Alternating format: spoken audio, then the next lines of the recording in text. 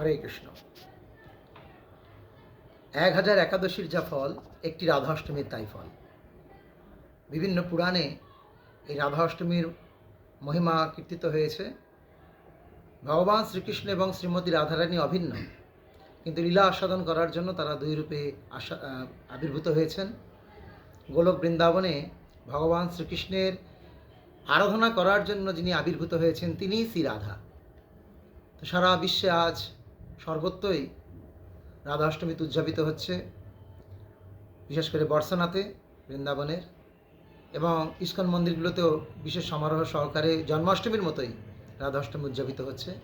গতকাল অধিবাস হয়েছে, আজ সকাল থেকে ভগবানের নানাবিধ পূজা, শৃঙ্গার আরতি, ভাগবত পাঠ।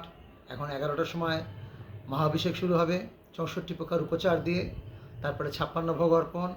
বিকেলবেলা রাধারানীর আনন্দ বিধানার্থে বিভিন্ন রকমের সাংস্কৃতিক অনুষ্ঠান, নাটক, ভজন, নৃত্য পরিবেশন, ইনস্ট্রুমেন্ট প্রদর্শনী ইত্যাদি নানান রকম অনুষ্ঠান রয়েছে। তারপরে পুষ্পাভিষেক রয়েছে এবং মহাআরতি। এইভাবে সারাদিন উৎসব উদযাপিত হবে। আগত সমস্ত দর্শনার্থীদেরকে প্রসাদে আপ্যায়িত করা হচ্ছে। আপনারাও আসুন এবং শ্রীমতী রাধারানীর বিশেষ কৃপা আশীর্বাদ লাভ করুন। হরে কৃষ্ণ। নিবেদনে ইস্কন দুর্গাপুর। আপনাদের বিনীত সেবক ঔদার্য চন্দ্র দাস।